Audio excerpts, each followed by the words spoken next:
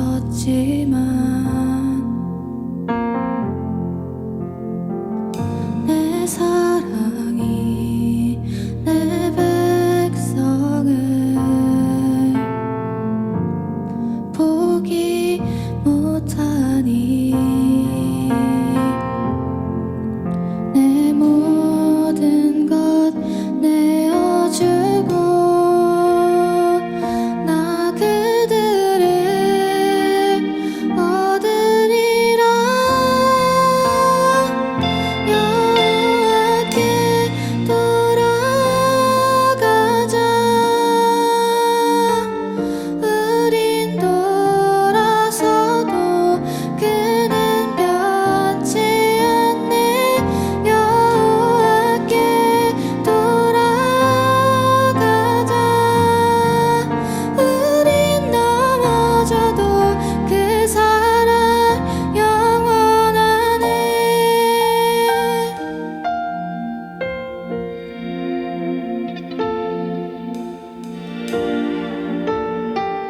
다 같이 고백하겠습니다.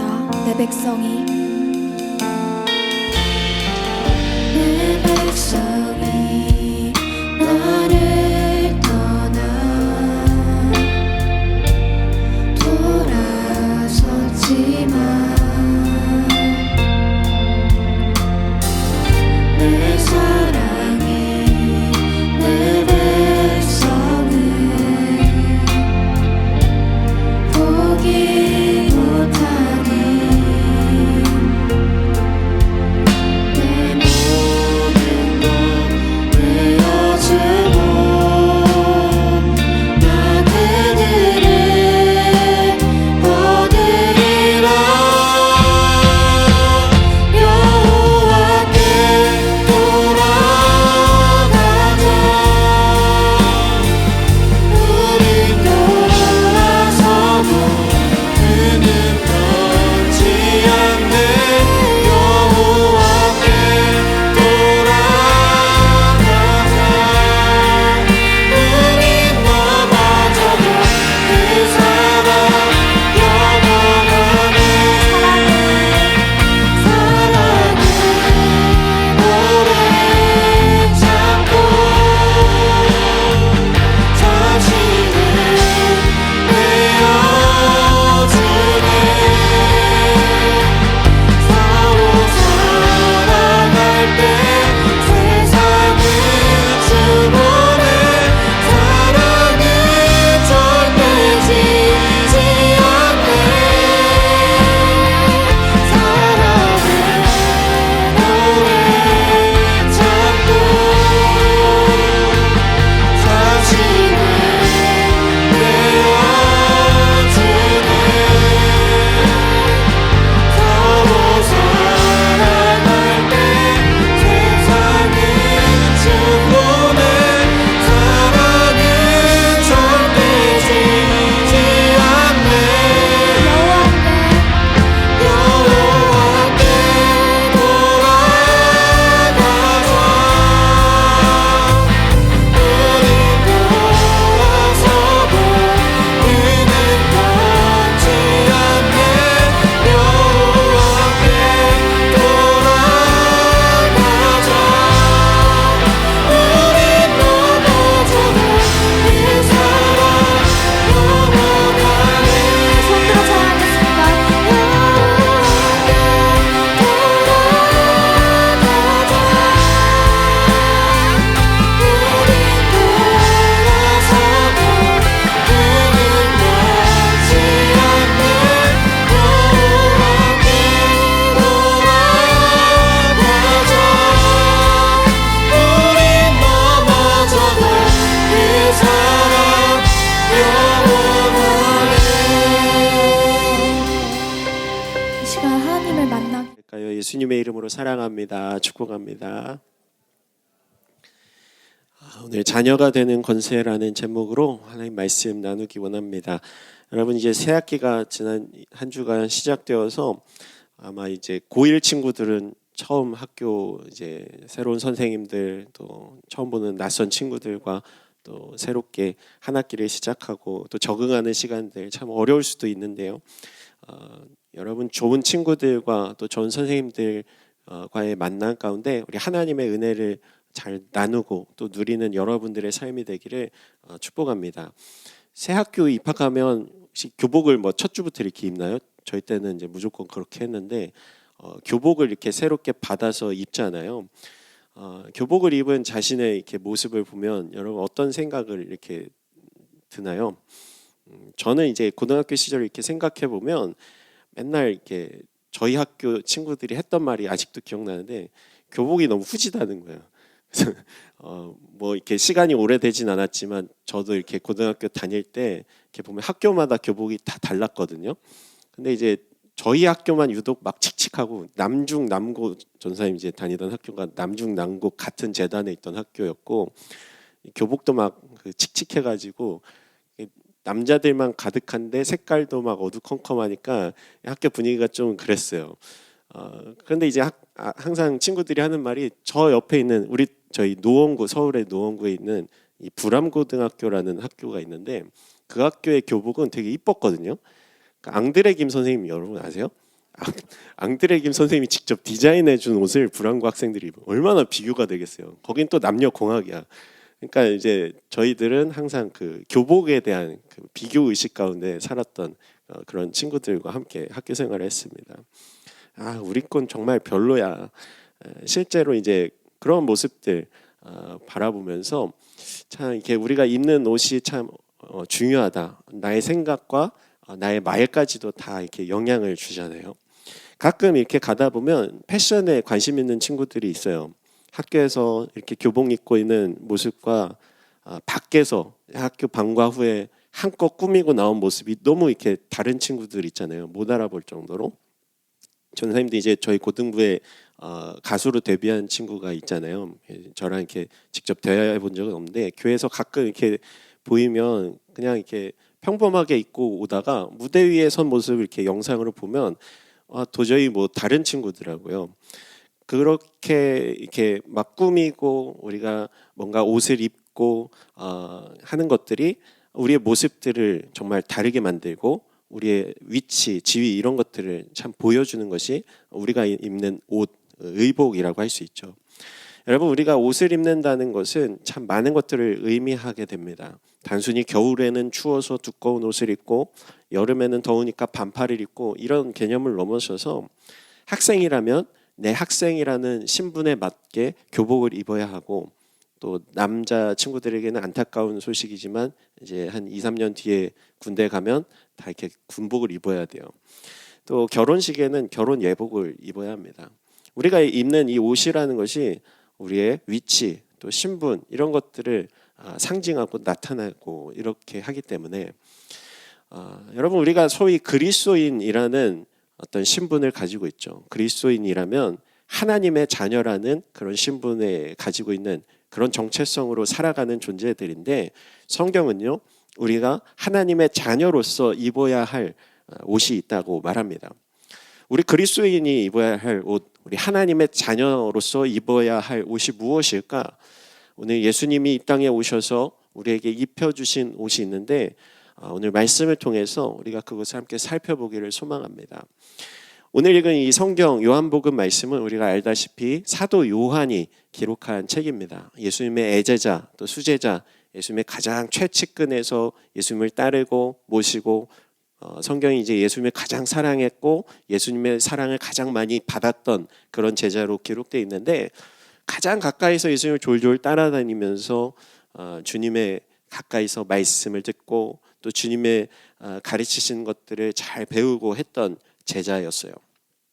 이 요한이 예수님께서 처음 이 땅에 오셨을 때 그리고 예수님께서 이 땅에서 행하셨던 일들 그리고 하늘에 오르셨던 그 일들을 기록한 게 요한복음의 말씀인데 요한복음 1장에 우리가 아까 읽었었던 9절에서 13절 말씀은 그 모든 모습을 함축적으로 보여주고 있습니다. 예수님이 이 땅에 오신 목적과 예수님이 오셨을 때의 그때 상황이 어떠하였는지 9절에서 11절 말씀 우리말 성경인데 우리 같이 한번 읽어볼게요.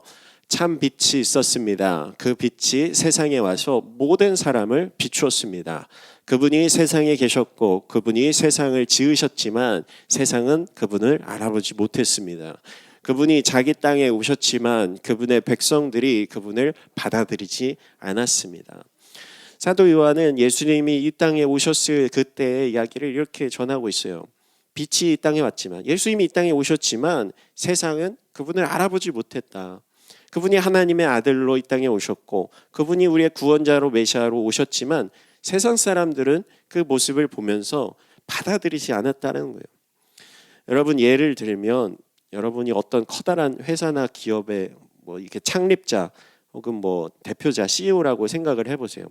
어느 날 이제 엄청나게 큰 회사여서 가장 회사 말단의 조직이 어떻게 돌아가고 있나 한번 보고자 정말 이렇게 가장 말단에 있는 어떤 조직의 사무실에 들어갑니다. 그런데 이제 대표가 사무실 문을 딱 열고 들어갔는데 직원들이 당신 누군데 여기 함부로 들어오세요 하고 내쫓는 모습을 함께 생각해 보세요. 예수님께서 이 땅에 오셨을 때의 모습이 마치 그러했던 거예요. 예수님이 우리 이 땅의 주인이신데 온 세상의 구주이시고 창조자이셨는데 막상 예수님이 이 땅에 오셨을 때 많은 사람들이 그분을 알아보지 못하고 그분을 박대하고 내쫓는 그런 모습이었다라고 요한은 그리고 있는 것입니다. 그리고 심지어는 그분을 핍박하고 십자가에 못 박아 달아 죽게 만드는 그 일들. 여러분, 유대인들이 우리는 하나님께 선택받은 사람들이야, 우리가 최고야, 우리가 정말로 가장 선택받은 하나님 앞에서 뛰어난 민족이야 라는 어떤 선민의식과 사상 가운데 살고 있었는데 스스로 그렇게 생각하던 그들에게 예수님이 오셔서 하셨던 말씀들과 어떤 모습들이 유대인에게 있어서는 그렇게 만족스럽지 못한 모습이었어요. 예수님이 오셨을 때 처음으로 선언하셨고 선포하셨던 말씀이 무엇이었냐면 회개하라, 천국이 가까이 왔다, 이렇게 말씀하셨어요. 유대인들이 왜 예수님을 핍박하였을까? 그것은 자신들의 입맛에 맞는 말, 내가 듣고 싶은 말, 내가 원하던 그 말씀을 예수님이 하지 않으셨기 때문이에요. 도리어 나를 어떻게 보면 공격하는 것처럼 느껴지는 말, 나 잘 살고 있는 것 같은데, 우리 유대인들 정말 하나님 앞에서 정말 거리낄 것 없이 말씀 잘 지키고 율법적으로 뛰어나게 살고 있는데 저 사람은 뭔데 우리에게 회개하라고 말씀하는 거야? 이런 생각이 들었겠죠. 예수님이 만나는 족족 너희들 잘못됐어 직접 하시니까 소위 율법에 대한 전문가들, 하나님을 제일 잘 안다고 하는 그런 이들은 예수님이 점점 더 많은 사람들에게 인기를 받으니까 막 열받는 거예요. 그리고 결국 예수님을 어떻게 하면 없애버릴까 고민하기 시작하고 결국은 십자가에 달아 죽게 만듭니다. 여러분, 종종 예수님에 대한 믿음이 없는 사람들은 이렇게 생각하죠. 그분이 지금 내 눈앞에 나타난다면 내가 믿겠습니다. 하나님, 제 눈앞에 짠하고 나타나 보세요. 그럼 믿을게요. 이렇게 이야기하며 하나님 믿지 않는 사람들이 있거든요. 근데 여러분, 정말 예수님이 우리의 삶 가운데 짠하고 등장하신다면 우리가 그분을 믿고 따를 수 있을까요? 그것은 2000년 전에 이미 증명되었습니다. 예수님 믿는 믿음이 없다면 예수님을 눈앞에 보고도 믿지 못한다는 것이 2000여 년 전에 이미 증명된 사실이라는 거예요. 지금 우리가 예수 그리스도를 온전히 믿지 못하는 이유도 마찬가지입니다. 결국은 나의 욕심, 나의 입맛에 맞는 신, 내가 듣고 싶은 말 전해주는 그런 하나님, 그것을 원한다면 우리는 눈앞에 예수님이 오셔도, 내 마음 가운데 주님이 음성을 들려주셔도 내가 그 이야기를 듣고 싶어 하지 않고 믿고 싶어 하지 않는 거예요. 신나게 5시간, 6시간, 10시간씩 막 게임하는데 우리 마음 가운데 그만해라 하나님 말씀하실 때 애써 부정하잖아요. 에이, 무슨 하나님이 내게 말씀하셨겠어. 무언가 내가 하나님 뜻에 어긋나는 행동들을 하고 있을 때 내 마음 가운데 어떤 울림이 있어요. 그 길 아니다, 그거 아니다. 내 안에 계신 성령님이 내 안에 양심을 통해서 말씀하시는데 우리는 애써 부정하면서 듣고 싶어 하지 않는다는 거예요. 그것이 바로 죄의 길 가운데 걸어가고 있는 사람들의 특징인 것입니다. 여러분, 우리는 예수님의 음성에 순종할 때 거룩한 길을 향해 걸어갈 수 있는 존재들입니다. 빛 되신 주님, 이 땅 가운데 빛으로 오셔서 우리의 어둠을 밝혀주시고 그 어둠을 몰아내주시는 그 주님을 만나게 될 때 우리는 주님을 따르는 하나님의 백성답게 살아갈 수 있는 거예요. 여러분, 아까 말씀 참빛 곧 세상에 와서 각 사람에게 비추는 그 빛 곧 예수 그리스도, 그분을 따르는 우리들 또한 하나님이 우리를 빛의 자녀로 부르셨다는 사실을 꼭 기억하시길 소망합니다. 더 이상 죄와 어둠에 속한 자가 아니라 우리도 예수님과 같이 세상을 비추며 세상의 빛으로 살아가는 그런 존재들이 되었다는 것을 우리 주님이 우리에게 말씀하셨어요. 마태복음 5장 14절 말씀 같이 읽어보겠습니다. 너희는 세상의 빛이다. 산 위에 세워진 도시는 숨겨질 수 없다. 그 사도 바울은 빛의 자녀인 우리가 입어야 할 옷에 대해서 다음과 같이 얘기해요. 로마서 13장 12절 말씀도 같이 읽겠습니다. 밤이 깊고 낮이 가까이 왔습니다. 그러므로 어두움의 일을 벗어버리고 빛의 갑옷을 입읍시다. 여러분, 하나님께서 우리를 빛의 자녀로 불러주셨고 빛의 자녀답게 입어야 할 옷을 입혀주셨어요. 우리를 자녀 삼으신 주님 앞에 하나님께서 오늘 이렇게 말씀하시는데 12절과 13절 말씀 이렇게 기록되어 있습니다. 그러나 그분을 영접한 사람들 곧 그분의 이름을 믿는 사람들에게는 하나님의 자녀가 될 권세를 주셨습니다. 이 사람들이 하나님의 자녀로 태어난 것은 혈통이나 육정이나 사람의 뜻으로 된 것이 아니라 하나님의 뜻으로 된 것입니다. 우리와 하나님과의 관계는 마치 양자의 관계 같아요. 이 과학에서 얘기하는 양자역학의 그 양자가 아니라 입양된 자녀라는 뜻입니다. 우리가 죄의 자녀로 살다가 어두움 가운데 속해 있던 존재로 있다가 예수님이 이 땅에 오셔서 우리를 어둠에서 건져내 주시고 하나님의 자녀로 삼아 주신 것, 그러니까 우리가 다시금 하나님의 자녀로 입양되었다는 사실을 성경은 이야기하고 있어요. 에베소서 1장 5절에 하나님은 그분의 기뻐하시는 뜻을 따라 우리를 예정하셔서 예수 그리스도로 말미암아 하나님의 양자가 되게 하셨습니다. 이렇게 말씀하고 있어요. 죄의 자녀였다가 내 마음대로 내 뜻대로 사는 것 같지만 사실은 마귀가 내게 주는 음성대로 내 욕망과 내 육신의 어떤 육체의 소욕을 자극하는 것들로 내 삶을 질질 끌고 가는 그런 인생의 모습이었다가 하나님을 만나게 되면 우리 인생은 더 이상 그런 나의 뜻과 나의 마음이 아니라 주님의 뜻과 주님의 마음을 따라 사는 그런 하나님의 자녀의 존재로 입양되었다는 사실을 우리 가운데 말씀하고 있어요. 로마서 8장 17절 말씀도 같이 한번 읽어볼게요. 우리가 자녀이면 또한 상속자입니다. 우리가 그리스도와 함께 영광을 받기 위해 그분과 더불어 고난을 받으면 우리는 하나님의 상속자요 그리스도와 함께 상속자가 됩니다. 그동안 죄로 얼룩진 더러운 옷을 입고 있었던 우리들에게 그분은 우리에게 새 옷을 입혀주신 거예요. 예수 그리스도를 믿는 우리에게 자녀다운 하나님의 자녀로서의 입어야 할 새 옷을 입혀주셨습니다. 너는 이제 나의 자녀란다. 너는 이제 하나님의 백성이란다. 말씀하시며 우리의 더러운 모든 것들을 씻어주시고 우리를 자녀로서 삼아주신 우리 주님의 은혜를 기억하며 살아요. 그동안 죄로 얼룩졌으니 더럽고 추악한 그런 과거는 벗어버리고 이제는 흠없는 하나님의 자녀로서 살아가는 우리의 존재, 그 정체성을 우리 하나님이 우리에게 새롭게 주셨다라는 것입니다. 하나님은 우리가 그동안 입고 있었던 누더기 같은 죄인이라는 그 옷을 벗기시고 새로운 신분, 하나님의 나라의 백성, 하나님의 자녀, 하나님의 군사, 하나님 나라의 일꾼들로 우리를 부르셨어요.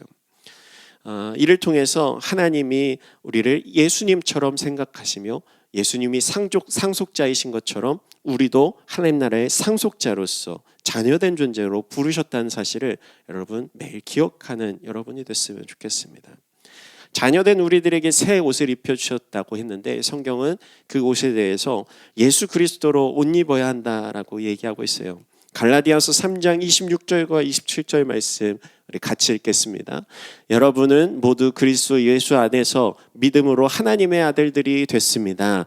그리스도와 세례를 받은 사람은 모두 그리스도로 옷 입었기 때문입니다. 주님을 믿고 세례를 받고 변화된 새 삶을 향하는 우리들이 그리스도로 옷 입어야 하는 존재들이라고 얘기하고 있어요. 이것이 바로 예수님을 따르는 사람들에게 나타나는 놀라운 사건이기도 합니다. 예수 그리스도로 옷 입는다는 것은 무엇일까? 여러분, 우리가 입고 있는 옷, 그리스도로 옷 입는다는 것은 우리의 눈에는 보이지 않지만 우리의 행실로서 나타나는 옷입니다. 우리가 학교에서 생활할 때 혹은 세상에서 나아갈 때 우리의 모습을 바라보면서 우리를 통해서 예수 그리스도를 세상 사람들이 보게 되는 거예요. 우리가 주님의 제자라면, 예수 그리스도를 따르는 하나님의 백성이라면 우리의 삶의 모습을 통해 우리가 입고 있는 그리스도라는 그 옷 입고 있는 모습을 통해 세상 사람들이 저 친구는 그리스도인이구나, 저 친구는 하나님 나라의 백성이구나 라는 사실을 깨닫게 되는 거예요. 우리가 그리스도로 옷 입는다는 것은 눈에 보이는 거칠애가 화려한 그런 모습이 아닙니다. 우리의 행동, 우리의 겉으로 나타나는 그런 성품과 모습들이 예수 그리스도를 닮아 주님의 모습을 나타낸다는 거예요. 여러분, 우리 수련회 끝났는데 너무 은혜로운 수련회였어요. 근데 이제 종종 듣는 친구들의 이야기가 어떤 친구들은 뭐 밥이 맛이 없었어요. 어떤 친구들은 밥 너무 맛있었는데, 어떤 친구들은 이렇게 자고 이러는 불편하긴 했어요. 어떤 친구들은 선생님들이 너무 무서웠대요. 수련회는 무서운 선생님들이 계신 곳이 수련회입니다. 그래서 여러분들이 수련을 받는 곳이에요. 원망과 또 불평거리를 찾다 보면 끊임없이 나오는 거예요. 또 우리 비전트릭 갔던 친구들도 너무 아팠던 친구들이 있어서 미안했지만 우리 조 선생님들이 이렇게 잘 챙겨줘서 너무 이렇게 하나 되고 끈끈한 그런 모습들 보여줬잖아요. 그 모습을 보면서 불평과 원망이 아니라 감사와 기쁨으로 변화시키는 것이 바로 그리스도인의 능력인 거예요. 아팠던 날, 슬펐던 과거는 뒤로 하고 감사로 남기는 것, 기쁨으로 변화시키는 능력, 그것이 바로 하나님께서 우리에게 주신 능력입니다. 교회에서 우리 신앙생활할 때 가장 무서운 병이 뭐냐면 섭섭병이에요. 누가 나한테 잘 못해줬다고, 어떤 선생님이 나한테 뭐 잘 안 해줬다고, 쟤만 잘 챙겨준다고 그렇게 섭섭해지기 시작하면 우리 믿음 자체가 흔들려 버립니다. 교회 오는 게 재미가 없어요. 그 사람 막 꼴도 보기 싫어요. 그러나 그것이 아니라 하나님께서 내게 주신 그 은혜를 생각하며 우리는 그리스도인다운 옷을 입고 내가 주님의 자녀답게, 제자답게 우리의 행동, 우리의 생각, 우리의 말 한마디 한마디 다 주님 기뻐하시는 그런 모습으로 나아가는 것이 우리에게 주신 하나님의 사명이라는 것을 기억하길 소망합니다. 원망과 불평은 굉장히 영적인 문제예요. 광야에서 원망하던 사람들은 한 사람도 약속의 땅에 들어가지 못했습니다. 그런 생각이 들 때 우리 어떻게 해야 돼요? 불평, 원망 멈춰 이러면서 막아야 됩니다. 왜냐하면 믿지 않는 누군가가 내가 입고 있는 원망의 옷을 바라보며 그리스도인들 원망과 불평 가득하네, 내가 혹시 던져버린 부정적인 말 한마디 때문에 누군가가 시험 들고 하나님께로부터 떨어지고 멀어지게 된다면 그것은 돌이킬 수 없는 일이거든요. 우리 하나님께서 주시는 생각은 평안과 소망과 기쁨입니다. 또 하나님께서 우리에게 입혀주신 옷은 거룩과 정결의 옷입니다.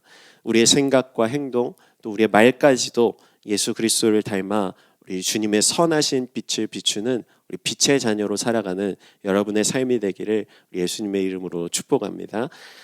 우리가 하나님께서 우리에게 주신 이 구원의 은혜, 또 자녀 삼아 주신 은혜는 하나님의 선물이에요. 우리 에베소서 2장 8절 말씀 같이 읽겠습니다. 여러분은 믿음으로 인해 은혜로 구원받았습니다. 이것은 여러분에게서 나온 것이 아니요 하나님의 선물입니다. 하나님께서 지금 내게 주신 이 구원의 선물, 너무나도 값지고 소중하고 가치 있는 것이라는 것을 우리가 기억하며 이 선물에 대해서 하나님 앞에 보답하는 마음으로 주님 감사합니다, 주님 사랑합니다, 날마다 고백하며 기쁨으로 걸어가는 우리 여러분의 삶이 되기를 우리 예수님의 이름으로 축복합니다. 함께 기도하겠습니다.